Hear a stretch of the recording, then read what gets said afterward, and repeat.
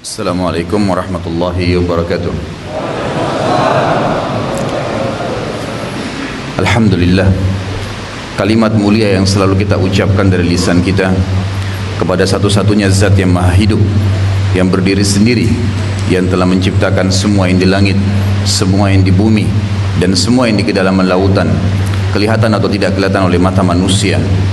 Zat yang maha adil, maha kuat, maha perkasa, tidak beranak dan tidak diperanakkan dan tidak membutuhkan pada siapapun. Lam yalid wa lam yulad wa lam yakul lahu kufuwan ahad.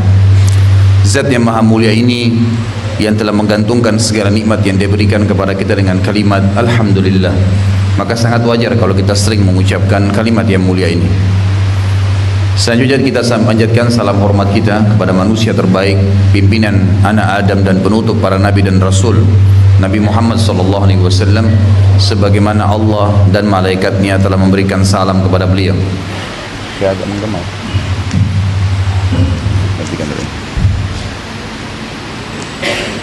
Pertama-tama tentunya saya secara pribadi bersyukur kepada Allah Subhanahu wa taala karena dipermudah untuk melihat wajah-wajah imam masjid kita ini. Dan saya selalu saja di pengajian-pengajian di Jakarta memberikan dukungan kepada para imam dan muadzin yang memang jarang sekali diperhatikan. Dan tadi saya duduk dengan pemilik Al-Buruj, beliau tentu ada di sebelah kita. Semoga Allah selalu menjaga. Saya memberikan support kepada program ini karena memang program ini sangat penting.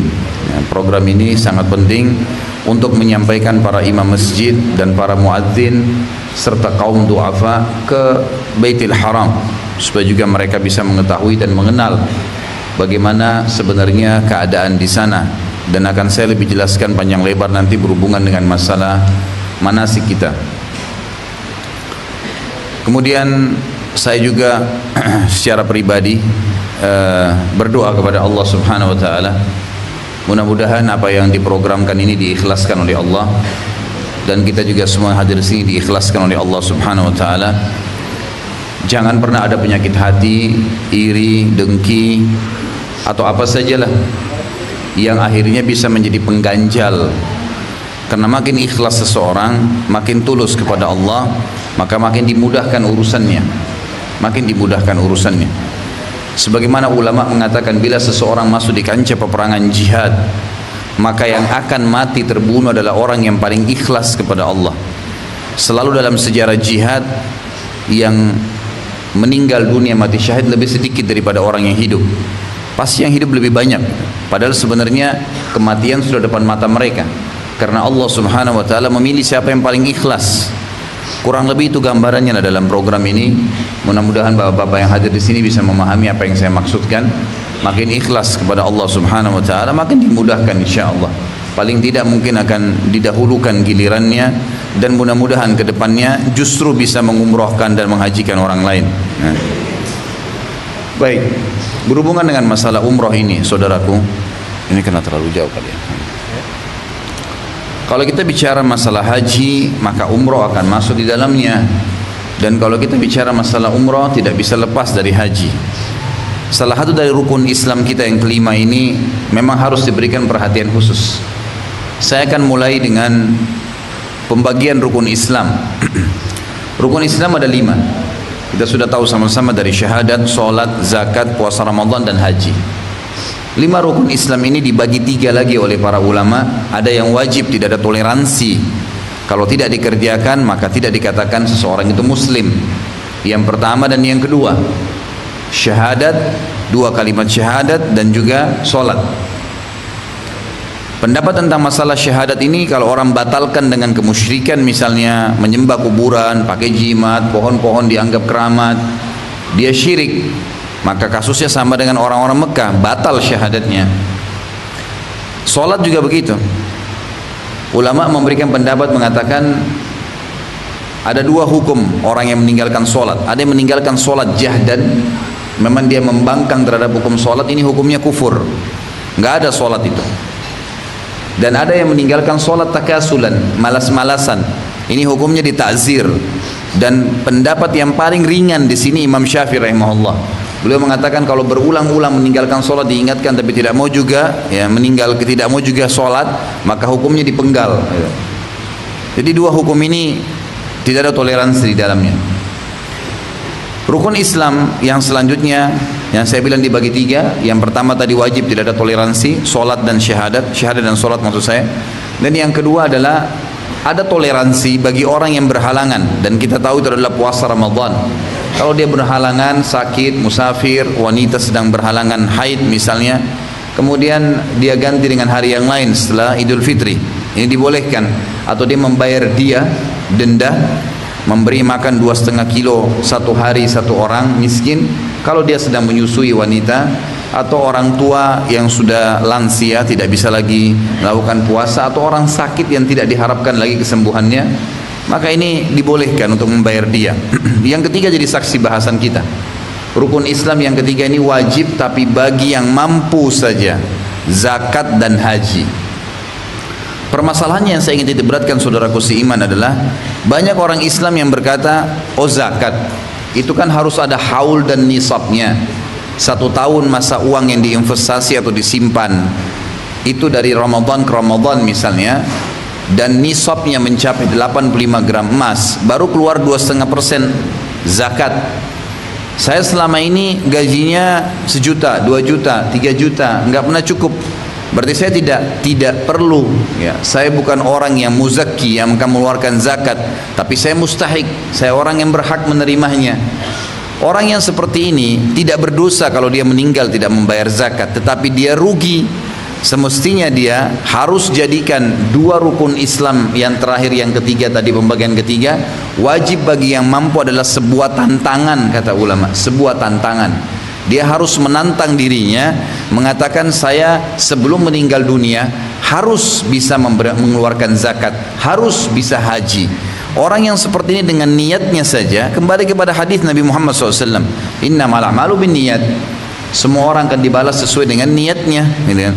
Jadi kalau dia sudah niat, nanti kalau saya diberikan kekayaan sama Allah saya akan zakat, nanti kalau Allah berikan saya kesempatan waktu dan harta, kesehatan fisik, saya akan haji dan umrah, kemudian dia meninggal, dia sudah dapat pahalanya karena dia sudah niatkan.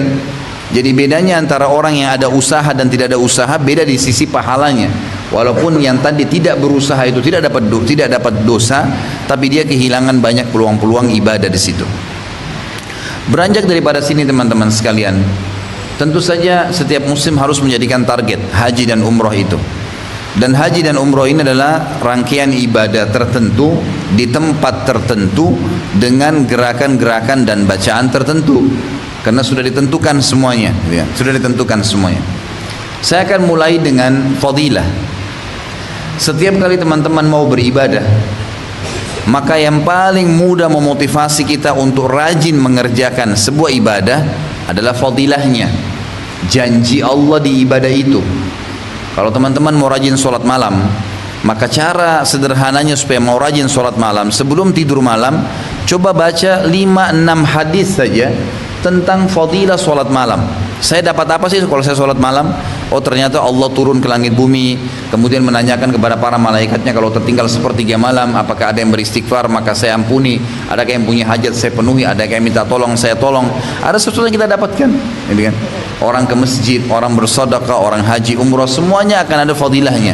Kalau di buku-buku hadis seperti sudah masyhur kitab Riyadhus Shalihin misalnya, atau buku-buku yang sering dibaca di kalangan kaum muslimin di masjid-masjid, maka buku-buku ini akan menjelaskan tentang fadilah-fadilah ibadah yang sedang kita kerjakan. Fadilah ini akan memotivasi kita mengerjakan. Di antaranya haji dan umrah memiliki banyak sekali fadilah, banyak sekali fadilah. Yang pertama fadilahnya adalah haji dan umrah ini ibadah dan rukun Islam. Allah berfirman, maaf dikembalikan ke tadi. Ini di dalam surah Al-Imran urutan 3 ayat 96 sampai 97. Kita bisa lihat di layar walaupun agak kecil ya di sini.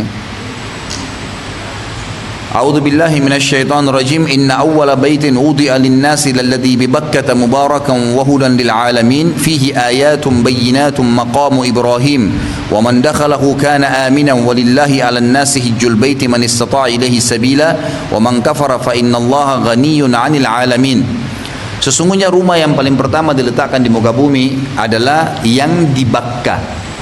Bakkah ini kalau dilihat tulisannya dalam Al-Quran adalah pondasinya Ka'bah. Bakkah itu namanya pondasi Ka'bah. Karena Ka'bah ini dibangun pertama kali oleh Nabi Adam dan anaknya Syith alaihi wassalam. Setelah dibangun dan datang masa Nabi Nuh alaihissalam, cucu kesekiannya Nabi Adam alaihissalam, terjadi kiamat yang kita tahu, kiamat kecil, banjir besar seluruh dunia, termasuk Ka'bahnya hancur dan dibangun kembali Ka'bah itu di pondasi yang sudah ada namanya Bakkah oleh Ibrahim dan Ismail alaihi wassalam. Ada sejarahnya tentunya. Yang jelas di situ disebutkan di ayat ini, sesungguhnya rumah yang paling pertama diletakkan di muka bumi, ya, rumah Allah adalah di Bakkah, yang akan penuh dengan berkah dan menjadi petunjuk bagi seluruh alam semesta. Jadi petunjuk alam semesta. Tentu ini ada bahasan sendiri, secara ilmiah juga dibuktikan ternyata Ka'bah itu sentral dunia.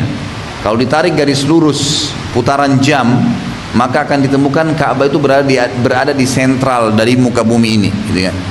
Dan sebagian ulama mengatakan Ka'bah itu memang dia sama rata dengan Baitul Ma'mur. Dalam surah At-Tur disebutkan wal Baitul Ma'mur, tempat tawafnya para malaikat di langit ketujuh sana. Dan saya melihat perkembangan yang dijelaskan oleh para ilmuwan, kenapa di Mekah tidak ada bandara. Karena ditemukan di atas Ka'bah itu hampa, ada kekosongan hawa. Jadi memang tidak bisa pesawat terbang. Dan ternyata kehampaan itu menyebar ke seluruh atap, seluruh langitnya Mekah. Jadi memang di Mekah tidak bisa ada pesawat. Jadi bukan hanya sekedar memang bandara Mekah nanti takutnya mengganggu jemaah haji, memang tidak bisa dengan kuasa Allah Subhanahu wa taala. Dan secara alami berarti memang Mekah ya dikhususkan untuk ibadah. Karena kalau ada suara pesawat mungkin akan mengganggu, gitu kan. Jadi memang ada luar biasa, dan memang tanda-tanda kebesaran Allah di situ. Allah mengatakan di situ ada tanda kebesaran Allah, makamnya Ibrahim. Makam Ibrahim adalah tempat pijakan kaki Ibrahim alaihissalam. Waktu Ibrahim alaihissalam membangun kembali Ka'bah dengan Ismail berdua, maka pada saat itu Allah subhanahu wa ta'ala mengekalkan telapak kakinya Ibrahim. Waktu dia keluar, dia mundur, dia melihat kembali, dia melihat posisi Ka'bah ini sudah rata atau belum. Kemudian setelah dia melihat ya rata, dia kembali lagi menambah batu di atasnya. Nah, sementara dia turun dari tempat yang tinggi ke bawah untuk menuju ke Ka'bah, karena tadi bukit yang cukup tinggi, sekitar 1,5 meter dari tanah, maka Ibrahim alaihissalam punya jejak kaki di situ, dan Allah subhanahu wa taala kekalkan. Kata Allah dalam ayat ini, di situ ada tanda-tanda kebesaran Allah, makamnya Ibrahim. Siapa yang masuk ke Masjid Haram di wilayah Ka'bah, maka pasti dia akan tentram dan aman. Dan sesungguhnya perintah Allah kepada manusia untuk haji ke rumahnya bagi orang yang mampu mengadakan perjalanan ke sana. Dan siapa yang kufur, siapa yang tidak mau haji itu dan umrah, maka sementara dia mampu, maka Allah sangat kaya dari seluruh alam semesta. Maksudnya Allah akan permiskin dia. Kalau justru ada orang mampu dan tidak mau haji dan umrah, Allah persulit hidupnya, gitu kan. Karena memang ini harus dikerjakan. Umar bin Khattab menganggap orang yang pergi haji, mampu pergi haji tapi tidak mau haji, itu kufur, ya. Sebagaimana beliau memerintahkan dalam suratnya kepada gubernurnya, siapapun yang kalian temukan di wilayah kekuasaan kalian mampu pergi haji dan tidak melakukannya, maka dia harus ya diambil hartanya menjadi jizyah, menjadi upeti, dianggap seperti orang kafir, dan mereka bukan orang Islam, mereka bukan orang Islam, mereka bukan orang Islam. Kalau dianggap orang itu mampu, karena Allah mengatakan di sini walillahi al-nasi hijjul bait. Sesungguhnya Allah lah, ya, Allah mewajibkan haji bagi manusia. Setelahnya Allah memerintahkan haji dan umrah ini juga dalam surah Al-Baqarah urutan 2 196 sampai 203. Tapi yang kita ambil saksi bahasan yang 196-nya. A'udzubillahi minasyaitonirrajim wa atimmul hajja wal umrata lillah. Fa in uhsirtum famastaysara minal hadi wa la tahliku ru'usakum hatta yablughal hajju mahillah. فمن كان منكم مريضا أو به أذى من رأسه ففدية من صيام أو صدقة أو نسك فإذا أمنتم فمن تمتع بالعمرة إلى الحج فما استيسر من الهدي فمن لم يجد فصيام 3 أيام في الحج و7 إذا رجعتم تلك 10 كاملة ذلك لمن لم يكن أهل حاضر المسجد الحرام واتقوا الله واعلموا أن الله شديد العقاب. Artinya, dan sempurnakanlah ibadah haji dan umrah untuk Allah. Kalau untuk Allah maksudnya niatnya untuk Allah, tata caranya seperti yang Allah mau, bukan seperti yang sebagian orang kita lakukan ke gunung bawa karaeng misalnya, ya. Dianggap itu sudah haji. Ini pemahaman yang salah sekali. Haji dan umrah hanya pergi ke Mekah, tidak ada tempat lain, tidak ada tempat lain. Maka Allah mengatakan sempurnakan haji itu karena Allah dan di tempat yang Allah telah perintahkan. Nanti akan kita sebutkan, ada namanya Masyaril Haram, ada Mina, Arafah, Muzdalifah. Apapun yang termudahkan buat kalian dari masalah ya haji itu, maka lakukanlah. Jika kalian terkepung oleh musuh pada saat mau pergi atau sakit, maka sembelihlah kurban yang mudah untuk didapat. Misal kita lagi berangkat, di tengah jalan ternyata sudah niat mau haji, ada musuh. Seperti kasus dulu Nabi SAW waktu keluar dari Madinah dengan 1.400 orang, kemudian ditahan oleh orang Quraisy di Hudaybiyah. Hudaybiyah kurang lebih 80 km dari Mekah, ya. Maka Nabi SAW waktu itu mau pulang kembali ke Madinah, tapi syaratnya harus tahallul, mencukur rambut dan menyembelih hewan. Maka Nabi SAW di sini menjalankan ayat, dikatakan siapa yang terkepung oleh musuh atau sakit, tiba-tiba dia stroke, harus pulang kembali ke Indonesia misalnya, maka sembelilah hewan kurban yang mudah didapat. Maksudnya mudah didapat adalah kalau dia mampu membelinya dan mudah terjangkau. Dan jangan kalian mencukur kepala kalian sampai korban sampai di tempat penyembelihannya, sampai selesai penyembelihan tersebut. Selanjutnya, jika ada di antara kalian yang sakit atau ada gangguan di kepalanya lalu ia bercukur, maka wajiblah atasnya berfidyah, puasa atau sedekah atau berkurban. Apabila kalian telah merasa aman, maka bagi siapa yang ingin mengerjakan umrah sebelum haji, pada bulan haji wajiblah ia menyembelih korban yang mudah didapat. Tapi jika ia tidak menemukan binatang korban dan tidak mampu, maka wajib berpuasa 3 hari dalam masa haji atau 7 hari lagi apabila telah pulang. Jadi ini akan saya rincikan ayatnya. Umrah itu teman-teman sekalian dalam 2 jam, 2-3 jam selesai. Umrah itu dalam 2-3 jam selesai. Sementara haji butuh waktu tanggal 6, tanggal 8, 9, 10, 11, 12, 13, 6 hari dari bulan Zulhijjah. Ibadah haji butuh 6 hari, sementara umrah 2-3 jam saja selesai. Ibadah umrah tidak ada sembelihan kurban. Ibadah haji, kalau haji tamattu dan qiran akan ada sembelihan kurban. Karena haji ada 3 macam, ada ifrad, haji saja, ada tamattu, umrah dan haji, ada qiran. Haji dan umrah dibalik. Maaf, saya minum dulu. Umrah itu saudaraku adalah ibadah yang sederhana sekali, dalam 2-3 jam.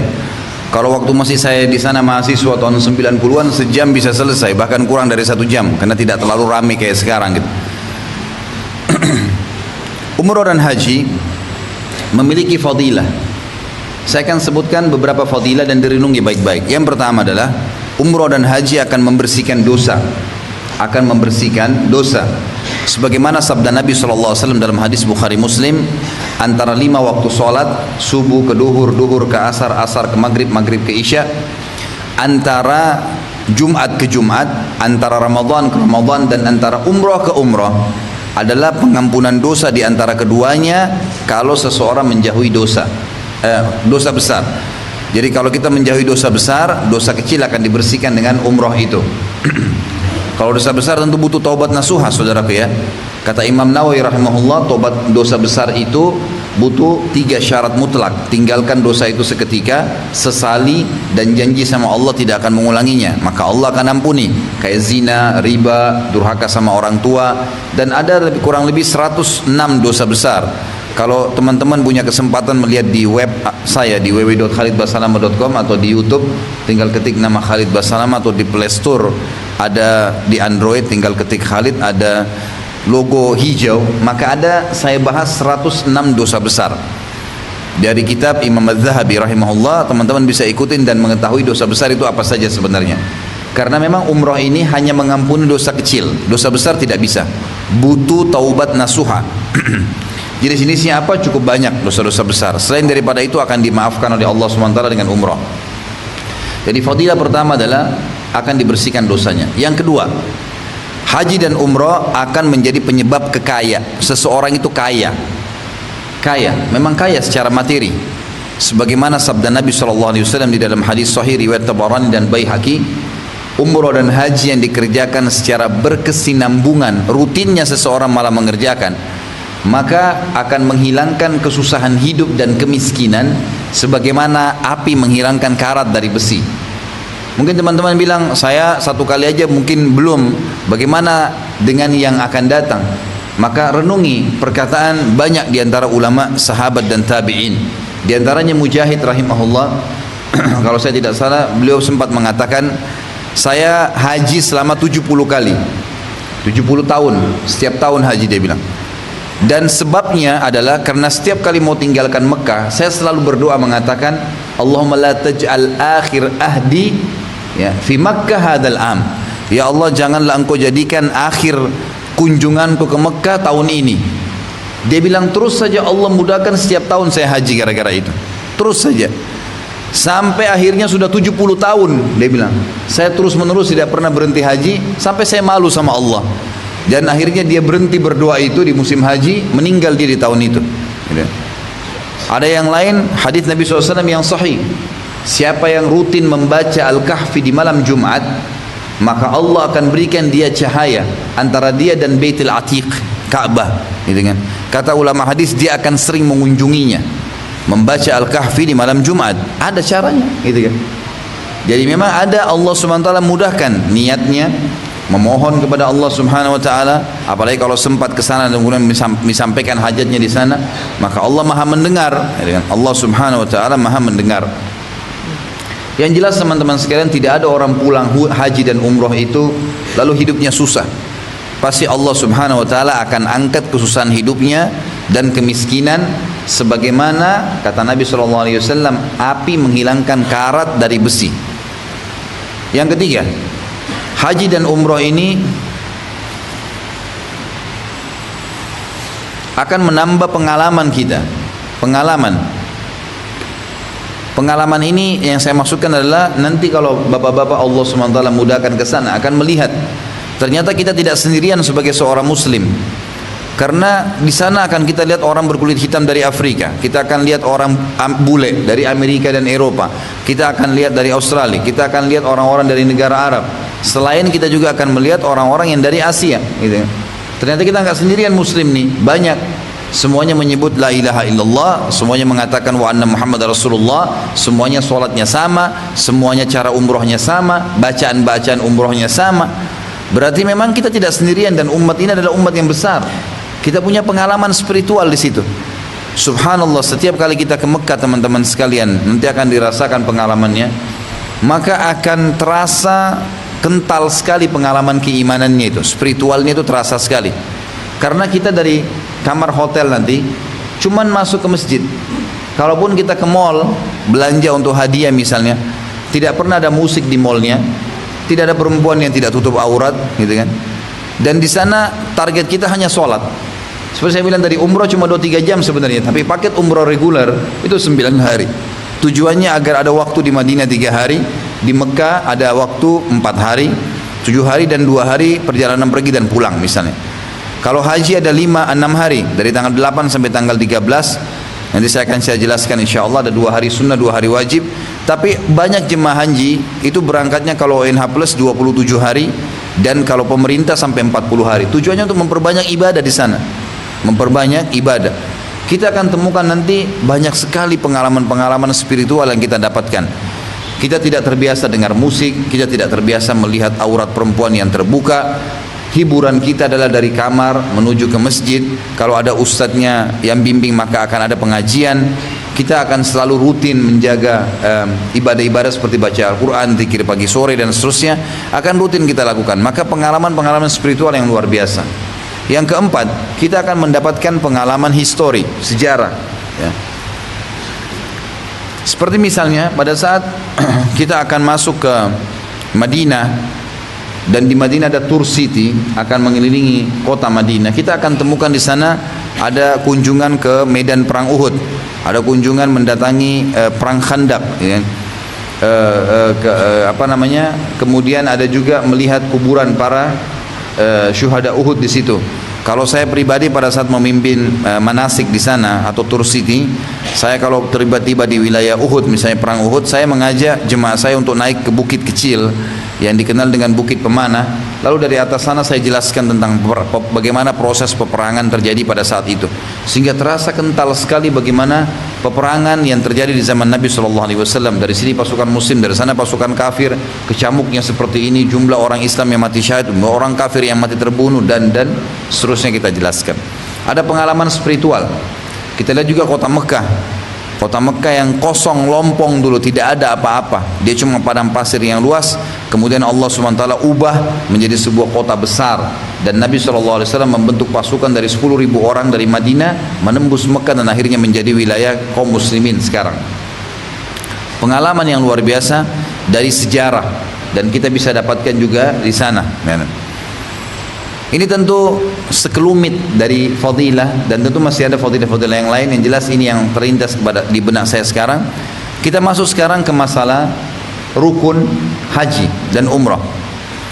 Kalau rukun umrah ada 5 dan rukun haji ada 6. Rukun umrah ada 5 dan rukun haji ada 6. Tentu 5 rukun haji sama dengan 5 rukun umrah, persis sama.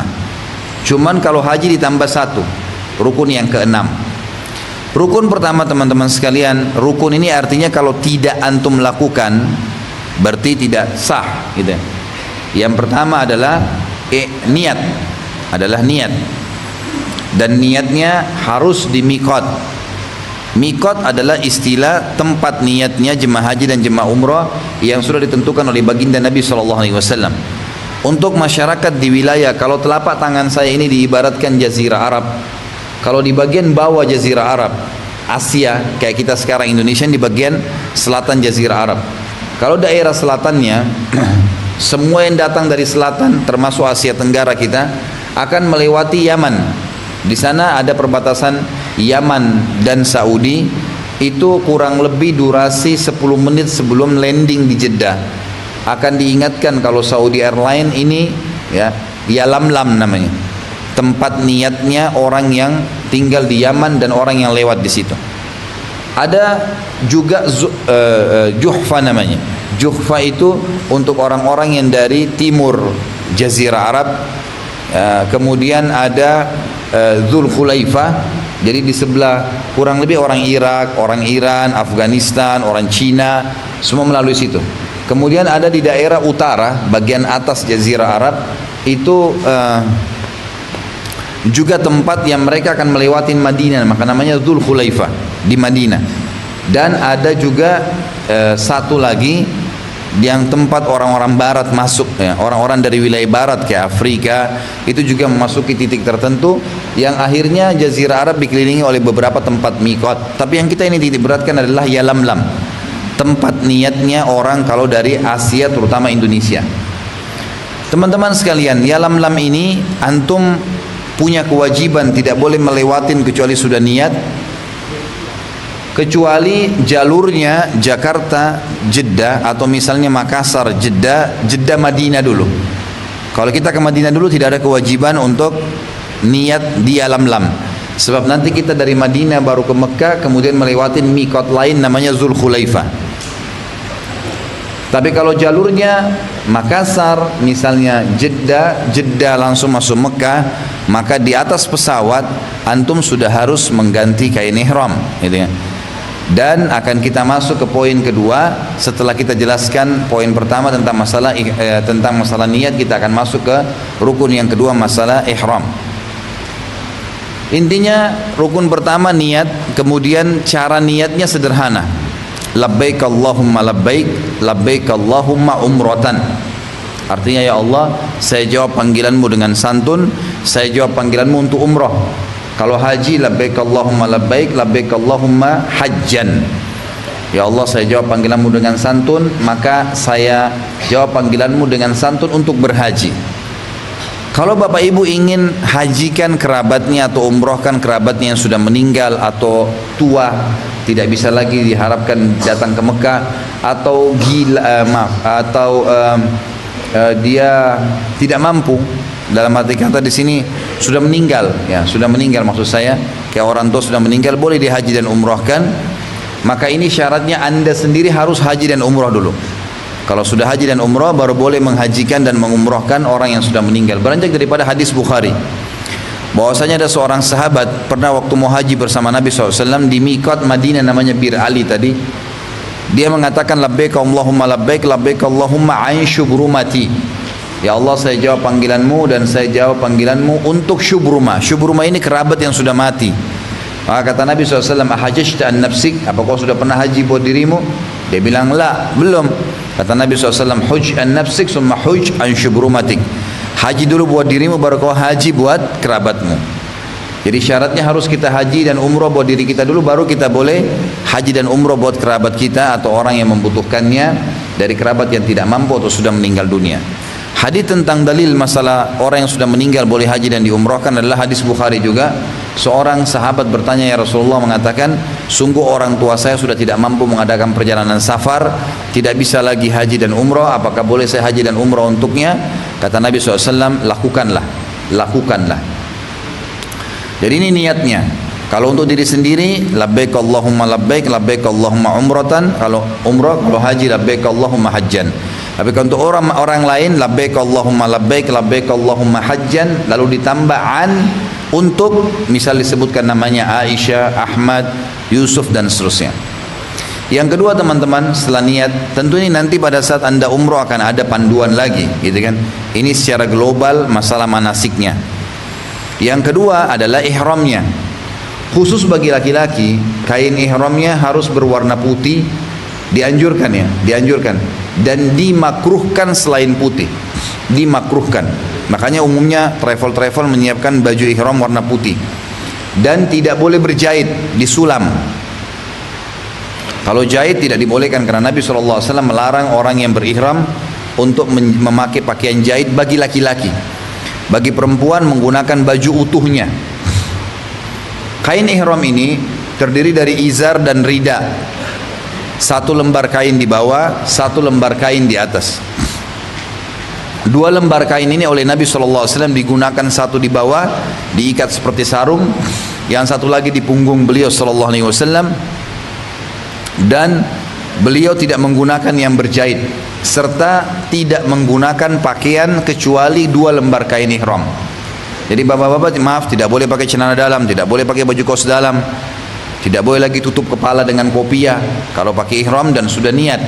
Memang polos, kita cuma pakai baju ihram saja dua lembar, semuanya harus dibuka, kecuali ibu-ibu tentunya mereka menggunakan baju lengkap, hanya saja meninggalkan dua jenis baju.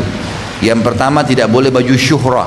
Syuhra itu yang membuat orang lain tertarik menggoda dia, atau membuat orang lain menilai buruk. Seperti misalnya baju warna khas laki-laki, gitu kan? Dianjurkan untuk kaum wanita menghindari warna khas laki-laki seperti putih misalnya. Jadi mereka lebih gelap, lebih sesuai dengan sunnah Nabi SAW. Hitam misalnya, atau coklat tua dan seterusnya ya. Nah, kain ihram ini untuk perempuan boleh baju apa saja lengkap, jangan syuhra, dan yang kedua jangan memperlihatkan aurat. Itu dua syaratnya. Tentu kalau kain ihram kotor boleh ganti, silahkan diganti dengan baju ihram yang lain, terbawa cadangan misalnya. Jadi boleh diganti dengan baju yang lain, tapi tidak boleh diganti dengan baju yang berjahit. Hal yang perlu Bapak Ibu perhatikan tentang masalah ihram, rukun yang kedua nih, disunnahkan mandi ihram. Sebagaimana sabda Nabi SAW tentang masalah diperintahkannya para sahabat untuk mandi ihram. Niatnya memang dalam hati, niat mandi ihram, mandi untuk ihram itu sendiri.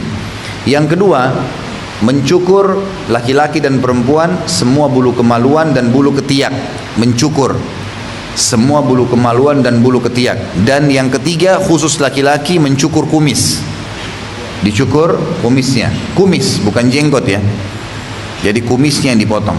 Kemudian yang keempat, untuk laki-laki dan perempuan memotong kuku, memotong kuku. Jadi mandi ihram, kemudian mencukur bulu kemaluan dan bulu ketiak, kemudian memotong kumis bagi laki-laki, memotong kuku bagi laki-laki dan perempuan. Setelah dilakukan sunnah-sunnah ini, Bapak Ibu mulai pakai baju ihram. Selama belum lewat tempat niat baru ihram, maka larangan-larangan ihram belum berlaku.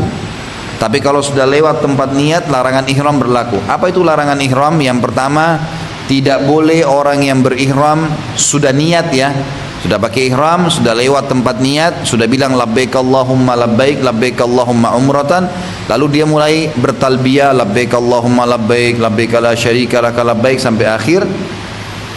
Maka pada saat itu ada larangan-larangan. Tadi ada sunnahnya ihram. Sunnahnya adalah mandi, kemudian cukur bulu kemaluan, bulu ketiak, kemudian cukur kumis, kemudian potong kuku dan seterusnya. Mandi juga di dalamnya. Ada hal-hal yang dilarang. Tadi itu disunnahkan. Setelah niat tidak boleh lagi potong kuku, tidak boleh lagi cabut bulu di badan, tidak boleh pakai wangi-wangian, termasuk jangan pakai sabun yang wangi, tisu yang wangi, gitu kan. Tidak boleh orang yang sedang ihram dan sudah niat menikah, dinikahkan, melamar dan dilamar. Ini semua larangan-larangan. Dan tidak boleh bagi orang yang sedang ihram berburu hewan darat. Tentu anda sekarang sudah tidak butuh hukum yang terakhir ini, berburu hewan darat, tapi ada dalam Al-Quran disebutkan tentang masalah itu. Kalau orang yang sedang ihram tidak boleh berburu hewan darat, karena zaman dulu orang berburu. Yang ini tidak dibolehkan, sekarang tentu sudah tidak ada. Ini larangan. Dan termasuk tidak boleh menggunakan wangi-wangian. Ini perlu digarisbawahi. Kalau ada yang melanggar, maka hukumnya kena dam. Dam itu maksudnya menyembelih kambing. Satu pelanggaran dengan satu potong kambing, satu ekor kambing. Tentu ini kalau disengaja. Kalau tidak disengaja maka tidak berlaku. Ini rukun yang kedua. Jadi yang pertama niat, yang kedua ihram. Yang ketiga rukunnya adalah tawaf. Ada 5 tadi rukun umrah. Yang ketiga tawaf. Dan tawaf ini masuk di Ka'bah. Mungkin di sini ada tentunya bisa ada simulasi ya. Yang jelas dari Hajar Aswad mulailah orang tawaf. Dan kalau kita ibaratkan misalnya tempat tisu ini adalah Ka'bah misal, maka di sini ada Hajar Aswad, di sini ada rukun Yamani namanya. Hajar Aswad yang ada besi silvernya. Itu nanti nyerong itu ada lampu hijau di tembok. Itu berarti awal tempat orang tawaf, gitu kan. Ini rukun yang ketiga. Bagi laki-laki disunnahkan, bukan wajib, memperlihatkan lengan sebelah kanannya. Jadi memutar kain ihram dari bawah ketiaknya ke pundak sebelah kirinya. Kemudian mulailah dia tawaf ya. Dianjurkan kalau laki-laki semua itu boleh melakukan jalan lebih cepat dari jalan santai. Karena Nabi SAW waktu itu memperlihatkan lengannya, kemudian berlari kecil. Tapi ini dalam kondisi memang memungkinkan. Kalau ada perempuan mahram yang ikut, atau lagi rame-rame sama jemaah, atau lagi padat, ini tidak perlu dilakukan ya. Sunnahnya adalah memperlihatkan pundak kanan, kemudian jalan lebih cepat di 3 putaran pertama, serta memberikan isyarat Hajar Aswad dengan telapak tangan sambil mengatakan Bismillahi Allahu Akbar. Tentu ini kalau seseorang tidak bisa mencium Hajar Aswad, dan memang sekarang sudah tidak bisa, susah sekali. Bukan saya putus asakan Bapak Ibu sekalian ya, tapi saran saya kalau saya bimbing umroh, saya katakan jangan cium Hajar Aswad sekarang. Kondisinya tidak memungkinkan. Akhirnya nanti kita mau jalankan sunnah malah kita dapat dosa. Disikut oleh orang, dipukul kepalanya, yang susah bernafas, itu susah sekali. Nabi Muhammad SAW dalam hadis Bukhari disebutkan, di zaman beliau Hajar Aswad masih kosong, bisa cium. Tapi Nabi SAW tawaf di atas untanya dan memberikan isyarat dengan tangan. Jadi perlu digarisbawahi masalah ini. Jangan taklif. Boleh kalau ada kesempatan. Seperti misalnya pas habis sholat duha. Biasanya yang agak kosong habis sholat duha. Biasanya, gitu kan. Kalau selain waktu ini luar biasa penuhnya. Dan memang sulit untuk cari tempat kosong. Kalau ada kemampuan bisa tidak berdesak-desakan sama orang, tidak menyikut, menyakitin orang, apalagi sampai mengucapkan kata-kata yang ya tidak benar, maka ini insya Allah masih dibolehkan. Tapi yang jelas sunnah Nabi adalah mengangkat isyarat tangan. Mulailah tawaf. Kalau kita mulai tawaf dari Hajar Aswad tadi, misalnya di sini Hajar Aswad, kita berputar. Nanti di sini ada namanya Hijr Ismail. diistilahkan kamarnya Nabi Ismail alaihissalam. Dia batu melengkung marmer, ada 3 lampunya. Itu oleh kerajaan Saudi ditutup, dikasih pintu, karena memang tidak boleh orang potong kompas di situ. Jadi misal lagi tawaf, dia harus mutar dari luarnya tembok Hijri Ismail itu, lengkungan itu. Kalau dia masuk ke dalam, itu berarti dia masuk ke dalam Ka'bah, gitu kan. Maka tidak dibolehkan ini, gitu kan. Dia memotong kompas, dia harus mutar dari luar lengkungan Hijri Ismail, kemudian kembali ke rukun Yamani tadi di sini sampai ke Hajar Aswad. Ini baru dihitung satu putaran, 2 putaran.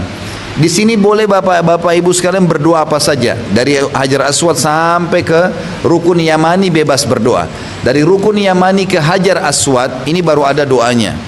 Doanya itu Rabbana atina fid dunya hasanah yang sudah masyhur sampai akhir.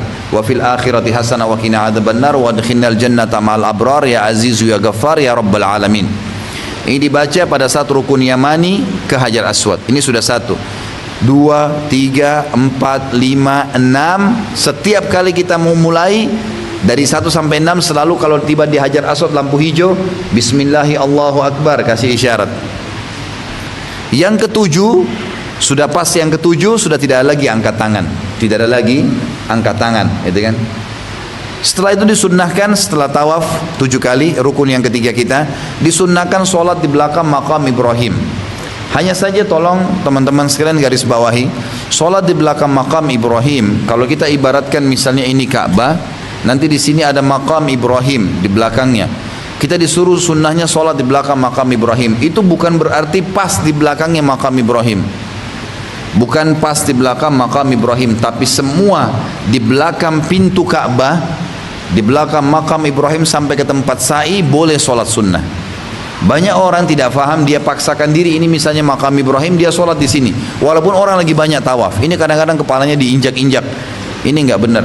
Apalagi ini hukumnya sunnah. Maka dia boleh mundur. Kalau saya lagi bimbing, maka saya tarik jemaah saya ke belakang sampai dekat tempat sa'i. Baru saya lihat, posisinya sudah benar. Sholat di sini Bapak Ibu sekalian. Silakan sholat 2 rakaat. Disunnahkan sholat 2 rakaat, niatnya dalam hati sholat di belakang makam Ibrahim. Dan disunnahkan membaca di rakaat pertama Al-Fatih dengan Al-Kafirun, rakaat kedua Al-Fatih dengan Al-Ikhlas. Ini saya rasa kalau orang kita tidak perlu diingatkan masalah Al-Ikhlas dan Al-Kafirun Al-Ikhlas, karena ini sudah rutin di masjid gitu kan, sudah langganan gitu. Baik, setelah kita sholat di belakang makam Ibrahim, disunnahkan minum air zam-zam. Ingat kata-kata saya satu waktu Anda umroh atau haji, kalau setelah tawaf rukun yang ketiga, tadi rukun pertama niat, rukun yang kedua ihram, rukun yang ketiga tawaf.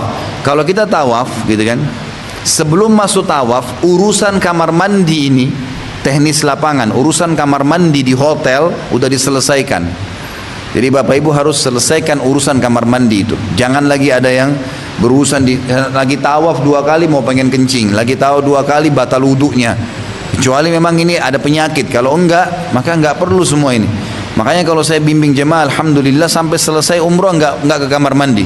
Karena memang sudah kita ingatkan dari awal, teknisnya di lapangan jangan pernah tidak menyelesaikan kamar mandi sebelum masuk ke tawaf nih. Tawaf 7 kali sudah selesai, sholat di belakang makam Ibrahim sudah selesai 2 rakaat, disunnahkan minum air zam-zam. Itu disiapkan jek-jek air zam-zam, dan saya kalau pandu sering saya katakan minum 1 gelas saja. Syarat sunnah. Hadap kiblat, berdoa, baca apa saja. Karena Imam Syafi'i mengatakan rahimahullah, saya minum zam-zam dengan meminta 3 hal. Saya minta dengan zam-zam itu agar panahan saya tidak meleset. Jadi Imam Syafi'i suka sekali memanah.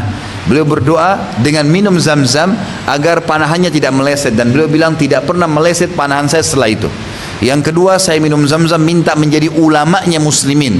Dan siapa yang tidak kenal Imam Syafi'i sebagai ulama muslimin. Dan yang ketiga, saya minta dengan zam-zam agar saya dimasukkan ke dalam surga. Jadi salah kalau orang minum zam-zam hanya minta untuk disembuhkan penyakitnya, tapi minta apa saja.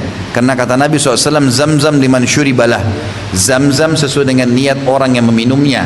Dan saya selalu sarankan kalau di Mekah dan di Madinah jangan minum kecuali zam-zam. Biasanya oleh travel disiapin air mineral atau di kamar hotel, botolnya diminum air biasanya, bawa ke masjid bisa dibawa. Kalau botol-botol sebesar ini bisa dibawa. masuk bisa diisi habis sholat, minum terus air zam-zam, gitu kan? Karena memang kesempatan. Dan nanti kalau pulang pun dihadiahkan misalnya air zam-zam, jangan taruh di gudang, ya, diminum, dipakai, gitu kan? Diminum. Mungkin kita kalau minum teh atau minum kopi, ditetesin 1 sendok saja bisa. Yang penting ada zam-zamnya, itu sudah mustajab doa, gitu. Kalau memang kita merasa mahal dengan zam-zam itu, ada nilainya, maka kita bisa tetap mengkonsumsinya dengan cara seperti tadi. Yang jelas di Mekah sama Madinah boleh dimaksimalin. Kembali masalah tawaf tadi, minum 1 gelas saja sebagai syarat. Setelah itu kita pindah rukun yang keempat, sa'i, berjalan antara Gunung Safa dan Gunung Marwah. Gunung Safa dan Marwah kalau kita ibaratkan dengan 2 botol mineral ini Gunung Safa dan ini Gunung Marwah. Tentu sekarang posisinya sudah di marmer. Jadi ini sudah yang kelihatan tinggal ujungnya gunung ini saja. Ini semua sudah ditutup. Jadi bukan lagi lembah, gitu kan. Kalau Marwah udah nggak kelihatan kecuali sedikit dari bawah, mungkin cuma ujungnya gunung itu saja. Kalau Safa masih kelihatan, mungkin sekitar 5 meter lah masih kelihatan. Yang jelas kita jalan dari Safa ke Marwah, gitu kan. Disunnahkan namanya sa'i. Ini rukun keempat. Sa'i artinya berjalan. Sunnah kita jalan dari Safa ke Marwah dan 7 kali. Safa ke Marwah selalu kalau dari Safa ke Marwah hitungannya ganjil. 1, 3, 5 dan 7. Dari Marwah ke Safa itu selalu genap 2, 4 dan 6. Jadi kita jalan dari Safa, ini 1, kemudian ini berarti putaran pertama ganjil. Dari Marwah ke Safa 2, Safa ke Marwah lagi 3. Begitu terus sampai 7 kali. Kita mulai dari Safa, kita akhiri di Marwah nanti. Apa yang kita lakukan sementara sa'i? Disunnahkan memperbanyak zikir pada Allah Subhanahu wa taala. Kalau saya pribadi, biasanya yang saya amalkan adalah saya membaca di putaran pertama istighfar 100 kali. Dari Safa ke Marwah, astaghfirullah wa atubu ilaih. Dan saya sarankan Bapak Ibu jangan sibuk melihat orang-orang yang ada di sekitar kita. Karena banyak orang nanti beragam macam, dari suku, dari bahasa, pola, gitu kan. Kehidupan saya, pola pikir, ya, cara berfikirnya berbeda-beda. Maka jangan hiraukan itu, sibukkan diri dari sini ke sini berzikir kepada Allah SWT. Kalau saya biasa yang pertama dari Safa ke Marwah saya beristighfar 100 kali. Kalau Marwah ke Safa saya membaca salawat dengan ringkas, Allahumma salli ala Muhammad, Allahumma salli ala Muhammad, Allahumma salli ala Muhammad. Biasanya pengalaman dari Safa ke Marwah bisa 100 kali, dari Marwah ke Safa bisa 100 kali. Kemudian yang ketiga baca la haula wala quwata illa billah dari Safa ke Marwahnya. Yang keempat Marwah ke Safa kita membaca subhanallah alhamdulillah wa la ilaha illallah Allahu akbar. Yang kelima membaca subhanallahi wa bihamdi. Yang keenam la ilaha illallah. Dan yang ketujuh berdoa sebebas-bebasnya. Tapi ini bebas ya, tidak harus. Anda boleh baca Quran, boleh berzikir, boleh berdoa, bebas saja. Baik, intinya di tengah-tengah lembah, bukan tengah lembah sih, lebih dekat dengan Gunung Safa, ada lampu hijau besar sekali. Diameternya mungkin sekitar 10 kali 15. Besar lampu hijau itu. Laki-laki disunnahkan berlari di situ. Laki-laki disunnahkan berlari, perempuan berjalan semampunya, gitu kan. Jadi kalau sama laki-laki dan perempuan, laki-lakinya lari, tunggu di ujung lampu hijau. Nanti itu ada di sini ya, di antaranya. Kelihatan sekali dipasang lampu yang besar. Nanti laki-lakinya nunggu setelah lampu hijau, perempuannya baru menyusul. Kalaupun misalnya ada keluarga ya, yang ikut. Baik. Di sini begitu saja yang dikerjakan, sa'i berjalan antara Safa dan Marwah. Ini kalau tiba di bukit-bukit dua-dua ini disunnahkan membaca ayat Al-Quran. A'udzubillahi minasyaitonirrajim sambil menghadap kiblat. Innas Safa wal Marwata min sya'airillah faman hajjal baita aw i'tamara fala junaha alaihi an yattawafa bihima wa man tatawwa khairan fa innallaha syakirun alim. Sesungguhnya Safa dan Marwah adalah tanda-tanda kebesaran Allah, gitu. Siapa yang haji dan umrah, gitu kan, maka semestinya dia melakukan di antara keduanya. Faman dikatakan inna safa wal marwata min sya'airillah faman hajjal baita aw i'tamara fala junaha alaihi yatawafa bihima. Mereka dianjurkan untuk jalan di antara keduanya. Wa man tatawwa khairan fa innallaha syakirun alim. Siapa yang melakukan itu maka Allah akan berikan balasan yang tepat untuknya. Syakir, Allah Maha berterima kasih pada orang tersebut, dan alim, Maha mengetahui niat seseorang. Setelah selesai rukun yang keempat, kita masuk rukun terakhir umroh, adalah yang kelima, tahallul, mencukur rambut. Mencukur rambut. Nanti kita selesai di Marwah, maka akan cukur rambut di situ. Hanya saja yang saya ingin garis bawahi, teman-teman sekalian, banyak orang yang salah faham, terutama dari kita nih. Ada perbedaan cukur rambut tahallul rukun yang kelima, laki-laki dan perempuan. Kalau laki-laki tahallul, kalau perempuan tahallulnya hanya mengambil beberapa lembar rambutnya. Dia cuma menggunting sedikit rambutnya. Kalau laki-laki itu dianjurkan untuk melakukan dua hal, yang satu afdal, yang satu mufaddal. Ada halq dan ada qasr. Halq ini adalah mencukur habis rambut, gundul. Dan ini Nabi SAW doakan 3 kali. Kata Nabi SAW, semoga Allah merahmati orang yang gundul. Kata para sahabat, ya Rasulullah, orang yang cukur. Kata Nabi SAW, semoga Allah merahmati orang yang gundul.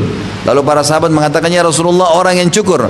Kata Nabi SAW, semoga Allah merahmati orang yang gundul. 3 kali. Lalu para sahabat mengatakan, ya Rasulullah, orang yang cukur. Kata Nabi SAW, semoga Allah merahmati orang yang cukur. Jadi orang cukur cuma 1 kali didoakan, orang yang gundul 3 kali. Alhamdulillah, selama ini kalau yang saya bimbing tidak pernah tidak gundul, dari jenderalnya sampai tukang sapu jalanannya, gitu kan. Karena memang saya bilang, apa yang mesti dimaluin kalau gundul karena Allah? Kalau gundul karena kriminal, itu wajar Anda malu, gitu. Ini pulang dari Mekah gundul karena Allah, luar biasa. Sampai ada yang bilang sama saya, Ustaz, saya nggak pernah gundul seumur hidup, baru kali ini.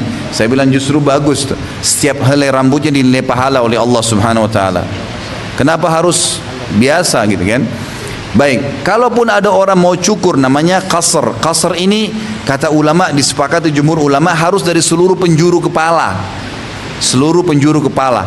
Jadi bisa datangin tukang-tukang cukur yang ada di situ, biasanya menyiapkan uang 10 real, kemudian dicukurlah. Tinggal dia tanya, dan hampir semua tukang cukur, bukan cuma hampir semua tukang cukurnya bisa bahasa Indonesia. Semuanya. Begitu dilihat Indonesia mukanya, gundul atau cukur, dia bilang begitu. Jadi kita nggak usah takut mau ngomong apa, ya sudah. Kalau gundul langsung dia potong sama dia, dan itu insya Allah 5 menit selesai, karena sudah biasa hadapin ribuan orang. Pisau siletnya dipakai untuk 1 orang, plastik juga yang dipakai untuk 1 orang, langsung digantung di leher kita, dibuang habis itu, gitu kan. Sebentar sekali. Maksud saya plastik yang digantung, ya bukan Anda digantung. Jangan salah paham nih. Kemudian kalau qasr, dia biasa menggunakan mesin untuk ditipisin, kalau memang untuk merapikan, gitu kan. Atau dia memotong dari seluruh penjuru kepala. Ini yang disepakati oleh jumhur ulama. Jadi jangan sampai salah, gitu kan, dalam masalah hal. Sayang sudah tiba di sana kemudian kita tidak maksimalkan. Kemudian sementara dicukur, jangan ngobrol kosong. Abu Hanifah rahimahullah mengingatkan kepada kita bahwasanya selama belum selesai manasik, sementara dicukur pun adalah ibadah. Pakai, gunakan maksimal dengan berzikir, berdoa, apa saja. Sementara dicukur sambil berdoa, sambil berzikir, ya, bertasbih, bertahlil, bertakbir, semua kita bisa ucapkan sementara kita sedang, ya, ditahallul kepalanya. Setelah tahallul kepala, selesai umrohnya. Dan ini umroh bisa selesai dalam, sekali lagi, sejam atau 2 jam atau 3 jam. Kalau sekarang insya Allah sudah selesai. Kalau haji ditambah 1 rukun lagi, yaitu wukuf di Arafah. Wukuf di Arafah, gitu kan. Baik, izinkan saya menutup materi ini dengan manasik untuk haji. Tapi yang 5 tadi sudah sama, ya. Niat, ihram, tawaf, sa'i, dan juga tahallul. Ini sudah masuk sama. Tinggal tambah 1 masalah Arafah. Cuma saya mau jelaskan haji. Tadi umrah sudah selesai tuh. Umrah itu urusannya cuma di Masjid Haram. Masuk masjid, tawaf, sa'i, cukur, selesai umrahnya, gitu kan. Cuma 3 itu saja. Di luar Masjid Haram, niat dan ihram. Kalau haji berbeda. Haji ini teman-teman sekalian dari tanggal 8 Zulhijjah sampai 13 Zulhijjah. Jadi 8, 9, 10, 11, 12, 13, 6 hari. Dari 6 hari ini ada 2 hari yang sunnah, hukumnya sunnah, 4 hari yang wajib. Tanggal 8 Zulhijjah, hari pertama jemaah haji, ini dikenal dengan hari tarwiyah. Hari tarwiyah. Ini jemaah haji dianjurkan pakai ihram, tapi hukumnya sunnah. Masuk ke Mina, lalu mereka menjamak solat mereka, jamak qasar takdim. Duhur asar di waktu duhur, ya, kemudian dua rakaat, dikasar 2 rakaat, ditakdim di waktu duhur. Kemudian orang-orang jemaah haji bebas berbuat apa saja, mengaji, berzikir, melakukan ibadah-ibadah sampai tiba maghrib. Maghrib pun mereka jamak qasar, isyaknya dikasar 2 rakaat karena yang selain 4 rakaat tidak ada qasar, tapi dijamak dengan maghrib isya ditakdim di waktu maghrib. Kemudian nginap sampai besok. Ini tanggal 8 ya. Masuk tanggal 9. Tanggal 9 hari wajib. Ini rukun, hari Arafah. Maka jemaah haji tanggal 9 itu masuk dari mulai duha sampai terbenam matahari di Arafah. Dan ini wajib, nggak bisa dilakukan nih, rukun. Sampai di Saudi itu kalau ada orang yang tidak bisa, sudah niat haji dan tiba-tiba sakit, masuk di rumah sakit oleh pemerintah Saudi, itu di hari Arafah disuruh bawa pakai ambulan. Walaupun diinfus dibawa pakai ambulan selama dia masih sadar, karena dianggap ini kalau hadir di Arafah haji. Kata Nabi SAW, al-hajju Arafah, gitu kan? Sampai terbenam matahari. Di sini jemaah haji jamak qasar, duhur asar, takdim di waktu duhur. Lalu habis asar memperbanyak doa, sebagaimana Nabi SAW berdoa sampai terbenam matahari.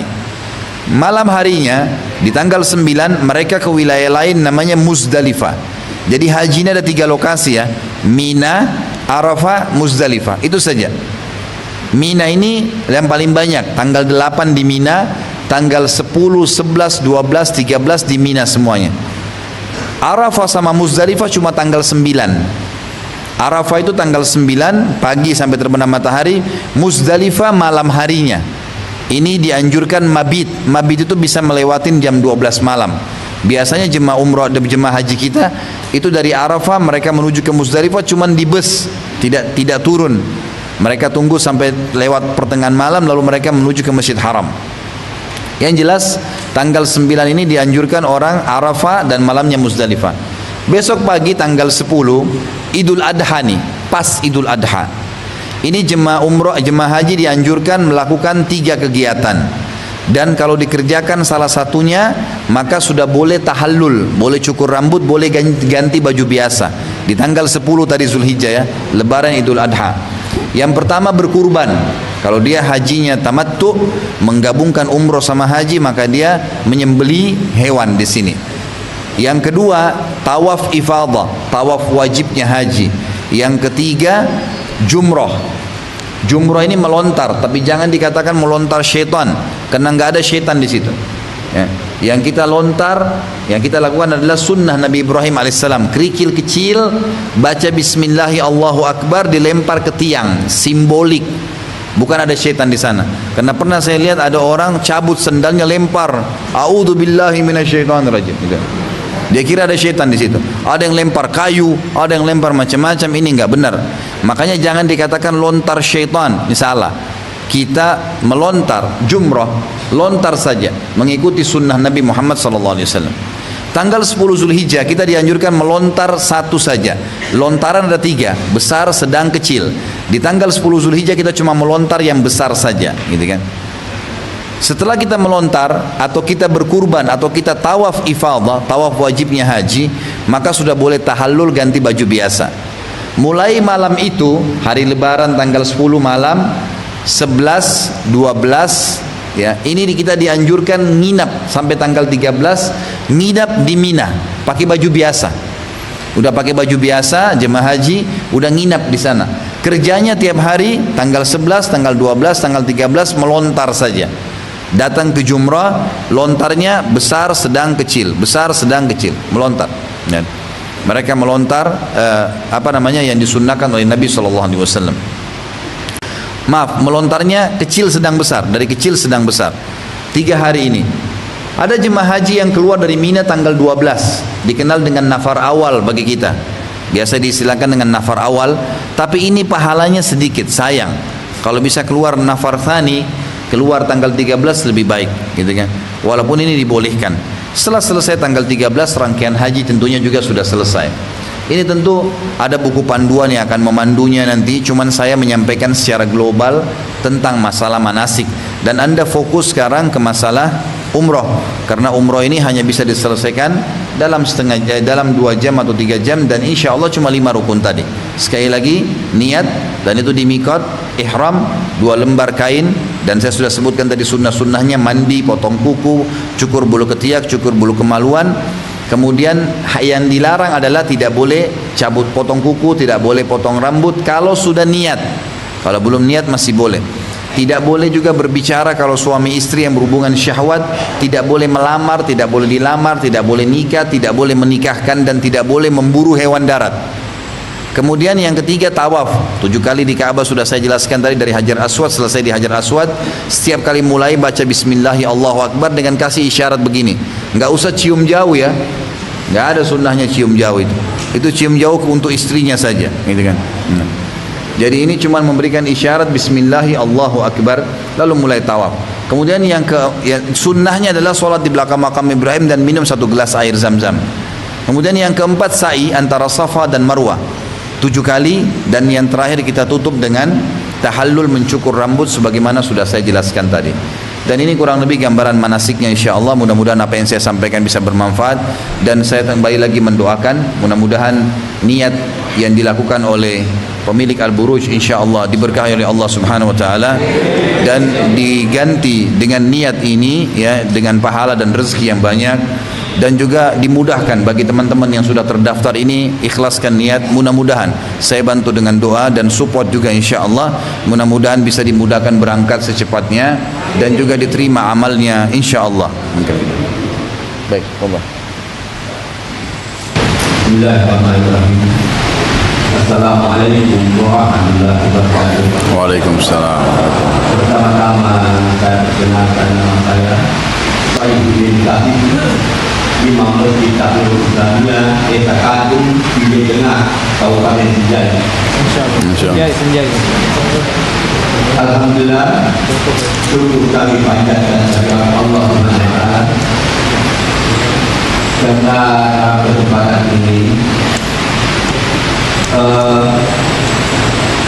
saya dapat bertemu langsung dengan ustaz yang biasanya setiap malam saya melalui daya ini, dan kesempatan yang berbahagia ini saya akan gunakan untuk menanyakan suatu hal yang mungkin ada yang mengatakan tidak ada hubungannya dengan materi yang Bapak sajikan, tetapi menurut saya sangat erat hubungannya, yaitu mengapa sampai 9 Zulhijjah di Indonesia berbeda dengan 9 Zulhijjah di Saudi Arabia. Hari itu maksud saya hari apa? Jadi itu saja yang saya mau benar. Assalamualaikum warahmatullahi wabarakatuh. Waalaikumsalam. Kumpul aja dulu ya. Sini satu. Siapa lagi?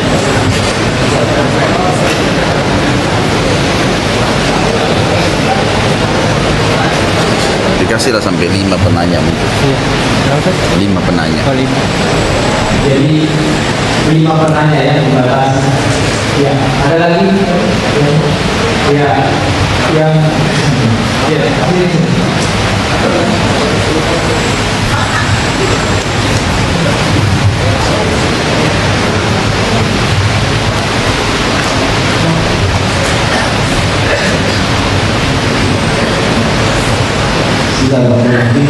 Assalamualaikum warahmatullahi wabarakatuh. Waalaikumsalam. Alhamdulillah, saya bertemu lagi dengan Ustaz. Sebenarnya saya pernah ketemu, saya dengan masjid atau orang saya pergi. Jadi Ustaz pernah jamaah yang memberikan bimbingan jamaah saya. Alhamdulillah, beberapa tahun baru bertemu. Pertanyaan Ustaz, ada satu hadis saya baca bahwa siapa yang bersikir setelah sholat subuh tidak berpindah tempat, maka dirinya tanggungan haji atau umrah sholat berkat. Jadi bersembunyi siapa yang bersikir setelah sholat subuh sampai menjelang matahari, kemudian sampai rakaat. Itu nilainya kalau yang haji atau umrah. Ada juga yang mengatakan bahwa hanya umrah saja.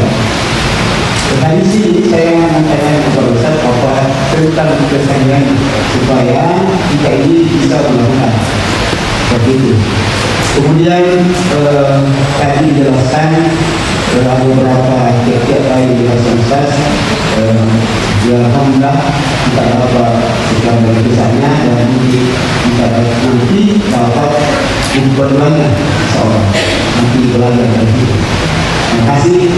Wabillahi taufiq wal hidayah. Assalamualaikum warahmatullahi wabarakatuh. Bismillahirrahmanirrahim. Assalamualaikum warahmatullahi wabarakatuh.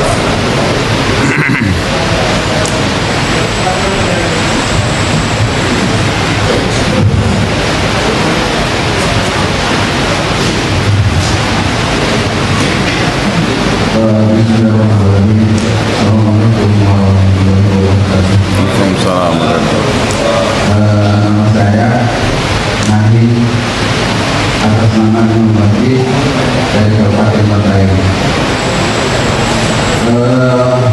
Perlu saya tanyakan Ustaz, ya pernah saya mengikuti ya tausiah haji atau manasik haji. Yang dia permasalahkan adalah batal haji. Kenapa katanya tidak ada batal rumah? Ini permasalahannya tolong kepada Ustaz penjelasannya. Yang kedua, saya tertarik sekali kepada UNESCO yang itu adalah dulu pembahasannya tadi bahwa kalau ada sebentar yang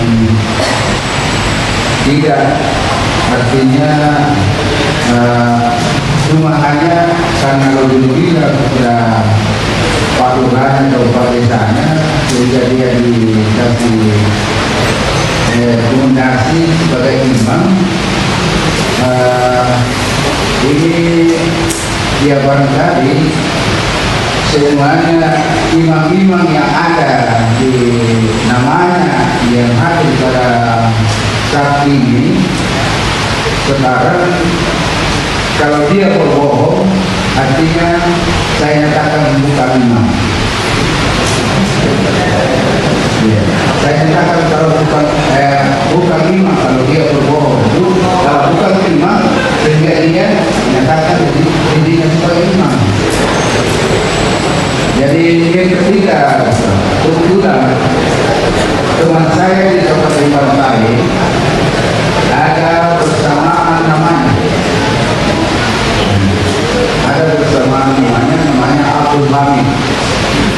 Hari ini ya perlu ya kepada panitia Abdul supaya dikasih penjelasan di mana dia sebenarnya ini Abdul Hamid yang ada di Kabupaten Batayang.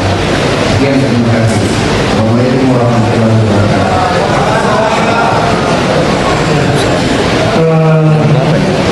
Sudah berapa ini?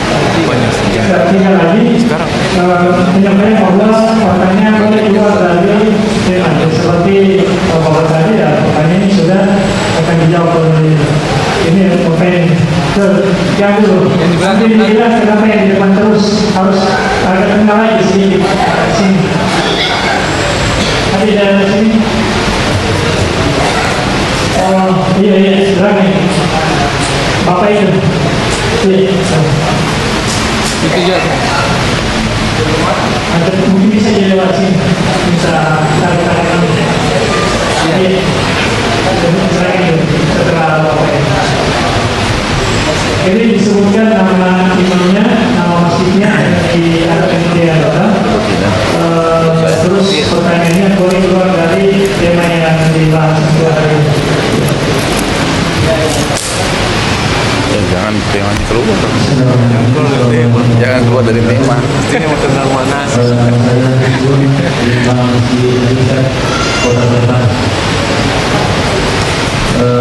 ingin tanyakan maaf Jadi keluar dari materi, bagaimana atau cara dulu menurut Imam Syafi'i, Maliki, Hambali dan Abu Hanifah. Mohon dicontohkan sesuai dengan hadis. Assalamualaikum warahmatullahi wabarakatuh.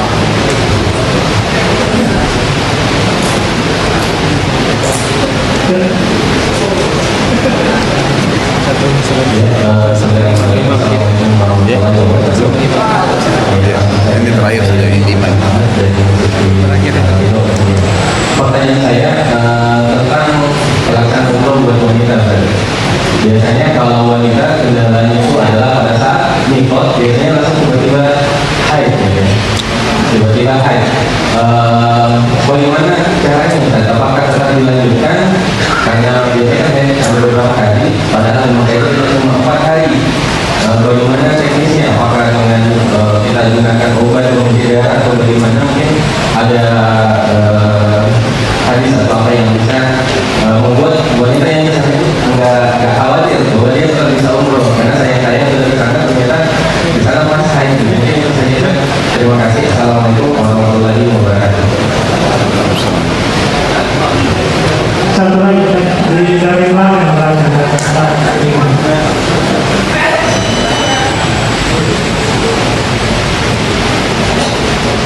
yang disebutkan nama dan misalnya.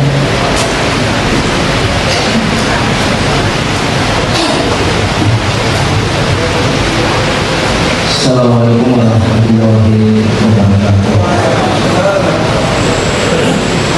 Saya adalah salah satu dari 3 imam Masjid Nurul Jamaah Bangtua. Adalah salah satu masjid yang tertua di Makassar 1635. Saya imam ketiga karena saya yang paling kurang hafalan Pak. Jadi saya selalu jumpa dulu dengan asal. Alhamdulillah, saya imam, saya juga biasa memberikan pertanyaan. Pertanyaan saya singkat saja. Salah satu dari yang pernah di dalam satu hadis, saya ingin mencoba saya pakai, katanya tidur sebelum mengamalkan subhanallah walhamdulillah wallahu akbar ibadah 3 kali sebelum tidur itu sama dengan mendapatkan pahala umrah. Sekiranya yang benar, alhamdulillah, tentu buat kita yang ada di sini, siapa tahu ada yang tidak berangkat umrah, atau tak berangkat semua amal-amal yang mahal. Oke, saya Pak, terima kasih. Assalamualaikum warahmatullahi wabarakatuh.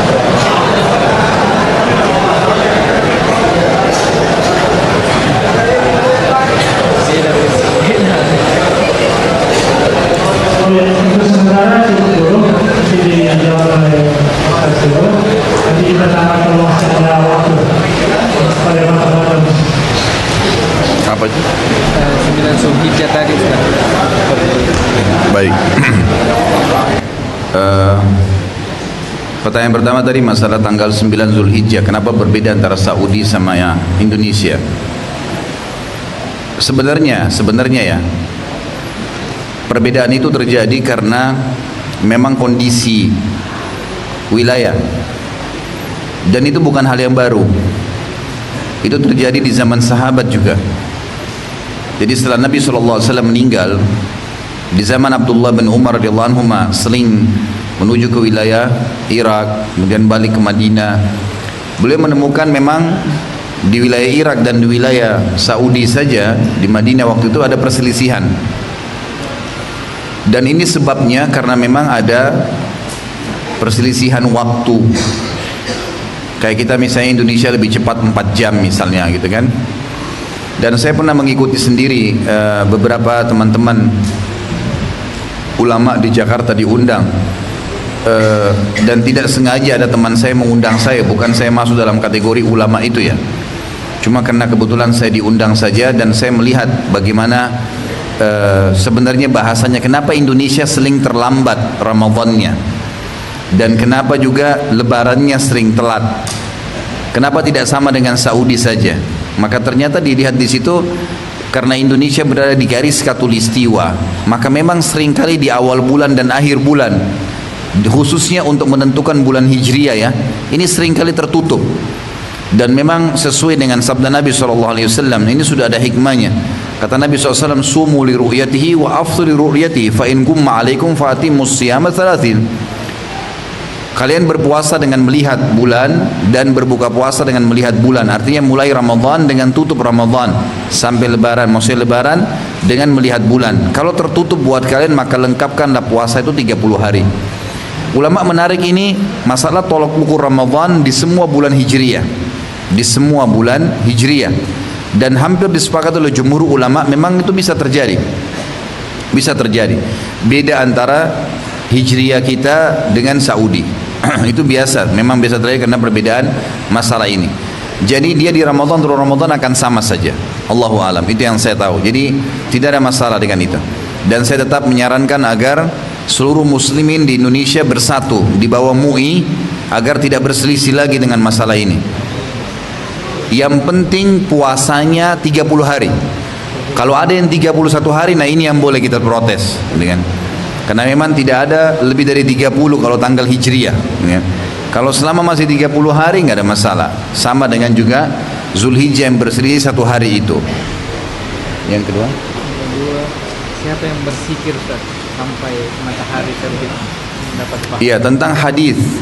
Hadis ini hadis dihasankan oleh para ulama, dihasankan derajatnya dan boleh dipakai. Hadis ini dinukil oleh sebagian ulama hadis. Kalau saya tidak salah termasuk Hakim dalam kitab Mustadraknya, yang berbunyi kata Nabi SAW, siapa yang sholat berjamaah di masjid subuh, memang syaratnya begitu, bukan di rumah, sholat berjamaah di masjid subuh, kemudian dia duduk berzikir. Zikir ini boleh berzikir membaca nama-nama Allah, baca Al-Quran atau majlis ilmu, atau mungkin saling nasihat menasehati. Masuk di dalamnya duduk berzikir, artinya mengingat Allah Subhanahu wa taala dengan ragam macamnya tadi sampai terbit matahari. Kemudian dia sholat sunnah 2 rakaat, namanya sholat syuruk.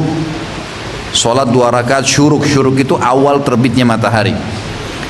Kemudian dia sholat 2 rakaat di waktu syuruk, waktu terbitnya matahari, maka pahalanya sama dengan haji dan umrah, bukan atau.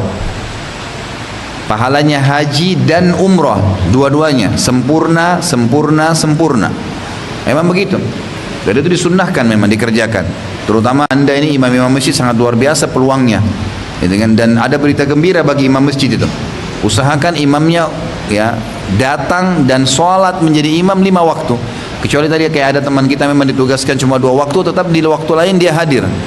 Karena kata Nabi SAW berbunyi dalam hadis, siapa yang menjaga takbiratul pertama imam, takbiratul ihram pertama imam 40 hari, Allahu Akbar imam, dia juga ada di belakangnya. Berarti imamnya lebih luar biasa ini. Siapa yang menjaga 40 hari takbiratul ihram pertama imam, imam Allahu Akbar, dia di belakangnya Allahu Akbar juga 40 hari, maka dijamin baginya selamat dari sifat nifak, enggak akan punya sifat munafik. 40 hari saja, tidak akan pernah dusta, tidak akan pernah mengingkari janji, dan tidak akan juga mengkhianati amanat dengan izin Allah. Ini fadilah, gitu kan? Ini fadilah. Ini cuma saya tambahkan saja.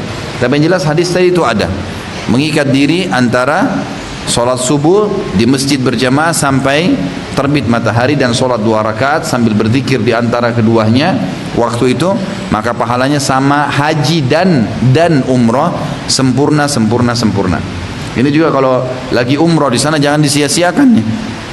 Duduk di Masjid Haram, Masjid Nabawi, duduk sampai terbit matahari. Biasanya dipasang besar-besar di pintu masjid itu ada jadwalnya. Ya, jadwal syuruk. Ya, kita menunggu jadwal fajar, ada jadwal syuruk terbitnya matahari. Dan ini berbeda dengan sholat duha ya. Sholat duha sendiri lagi. Masalah badal haji Ustaz. Ya, masalah badal haji. Kenapa tidak ada badal umrah tadi ya? Ini sebenarnya khilaf di antara ulama. Badal itu kalau ada teman-teman yang belum tahu adalah biaya yang disiapkan untuk orang lain mengerjakan haji.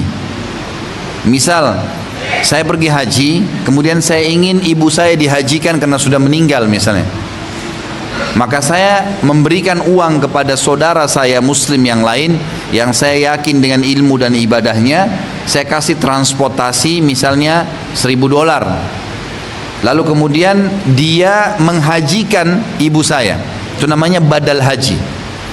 Tapi ini syaratnya, bagi penerima badal dia harus sudah haji terlebih dahulu. Kalau dia sudah pernah haji, maka dia boleh menerima badal itu. Pertanyaannya, kenapa tidak ada badal umroh? Sebenarnya masih khilaf di antara ulama tentang masalah badal umroh ada atau tidak ada. Ada pendapat yang mengatakan badal umroh tidak ada karena yang ada hadisnya cuma badal haji. Tapi ada pendapat yang mengatakan umroh juga masuk karena umroh bagian daripada haji. Dan Allahu alam, saya pribadi melihat mengikuti pendapat kedua yang adanya badal umroh itu. Ya, boleh saja. Karena ada hadis menjelaskan boleh seseorang seperti tadi sahabat Nabi yang bilang, ya Rasulullah, ayah saya sudah meninggal, ayah saya sudah tidak mampu mengadakan perjalanan lagi, dia tidak mampu safar, tidak mampu haji dan umroh, boleh enggak saya haji dan umrohkan? Berarti dia membadalkan orang tuanya, dia menggantikan. Maka kata Nabi SAW, haji dan umroh untuknya, berarti dibolehkan, gitu kan? Umroh pun masuk dalam dalil ini. Allahu a'lam. Cara wudhu antara imam Itu kita tunda dulu yang sebenarnya. nikat menggunakan obat itu, obat pil itu. Baik. Bagaimana umrohnya wanita yang sedang berhalangan? Makanya khusus bagi wanita yang mau umroh atau bertepatan sudah dekat hari haji, sementara dia pergi misalnya masih ada waktu jeda mungkin seminggu 2 minggu masih bisa, nggak ada masalah. Tapi kalau sudah dekat akan masuk di Mina atau di Arafah, maka mereka dianjurkan untuk minum obat penahan haid. Ini sudah hampir disepakati oleh para ulama, gitu. Karena memang ini sangat membantu dia. Masalahnya kalau haid turun, maka tidak boleh melanjutkan tawafnya. Ada perbedaan antara tawaf dengan sa'i. Tawaf dengan sa'i. Kalau tawaf dihitung seperti sholat, wajib bapak ibu punya wudu, wajib, nggak bisa nggak. Jadi kalau kita lagi tawaf 1, 2, pas tiba di putaran yang ketiga baru mulai keluar angin misalnya, maka wajib keluar wudu, balik. Tapi yang tawaf 1, tawaf 2 dianggap sah. Tawaf 3 langsung diulangin saja dari garis yang awal, ya Hajar Aswad itu. Ini kalau tawaf. Dan ini saya sarankan kalau terjadi seperti ini, batal wudunya dia tawaf, maka lakukan wudu yang wajib saja. Ambil air zam-zam di dekat situ.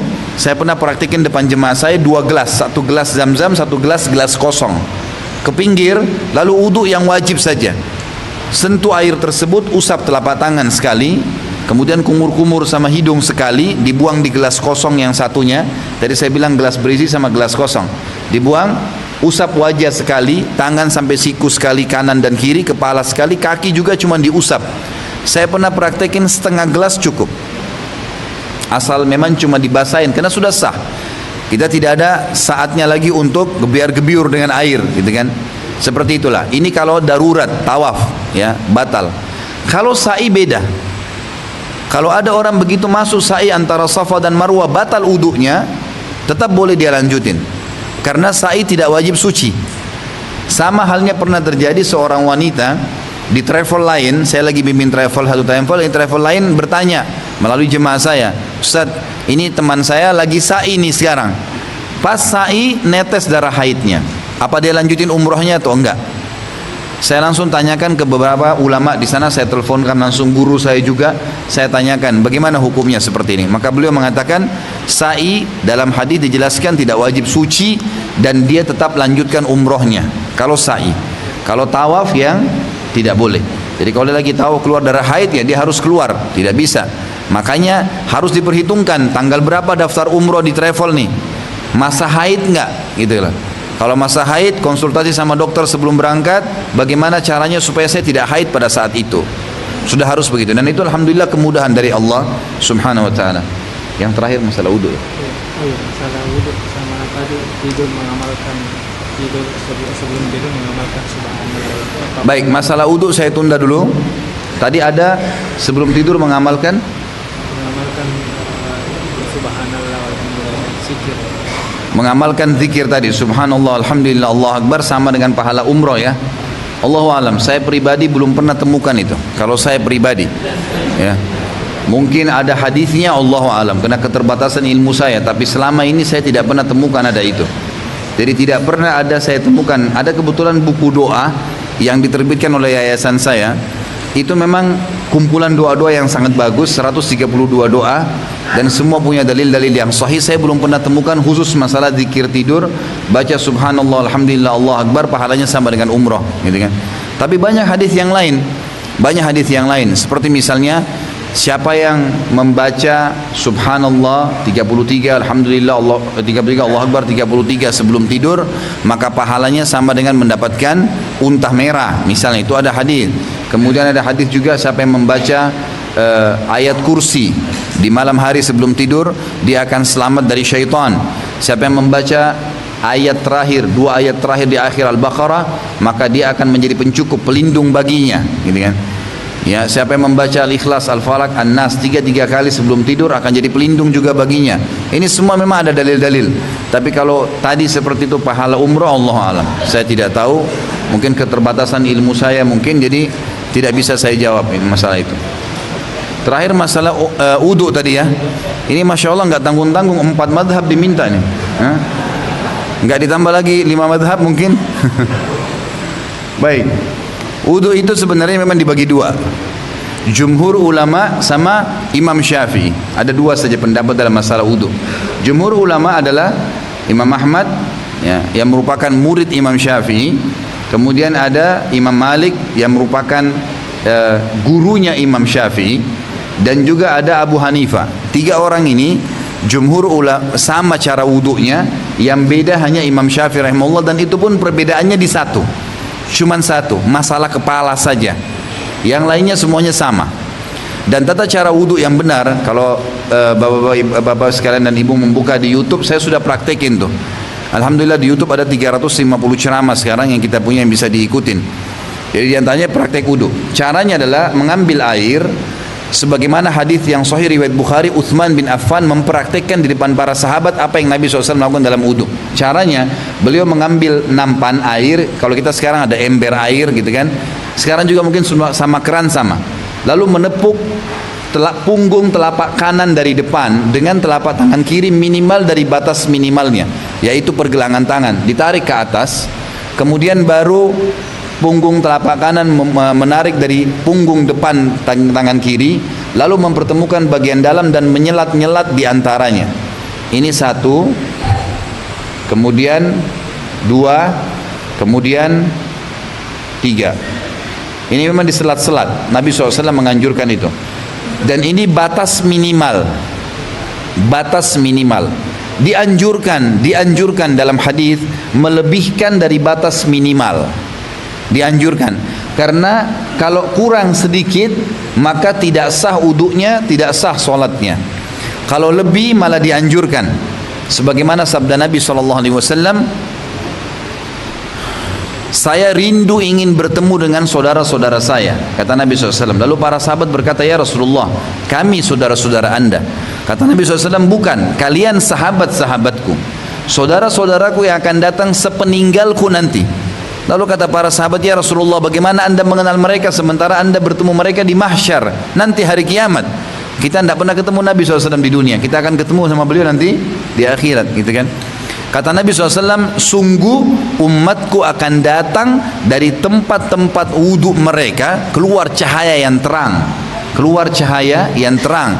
Bukankah seseorang yang memiliki kuda yang banyak, kemudian ada di antara kuda yang keempat kakinya berwarna putih, bisa dia bedakan dibandingkan dengan kuda-kuda yang lain?